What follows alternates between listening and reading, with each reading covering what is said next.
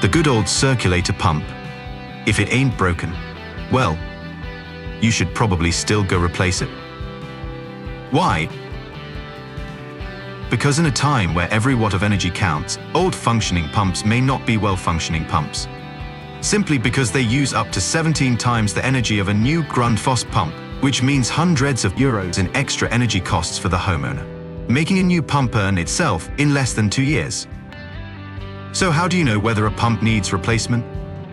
With the Grundfos Go app, you can easily go from 84 watt to 5 watt. Scan, find, replace. It's that easy, and it doesn't just go for Grundfos pumps. You can search more than 14,000 of the best-known pumps on the market and find the perfect Grundfos replacement. You may know the known problems like incorrect balancing, noise, and block systems, but pumps that use way too much power are usually unknown. The time has come to bring them out into the light. So let's go for lower energy consumption. Replace the old circulator pump, and let's go more energy efficient.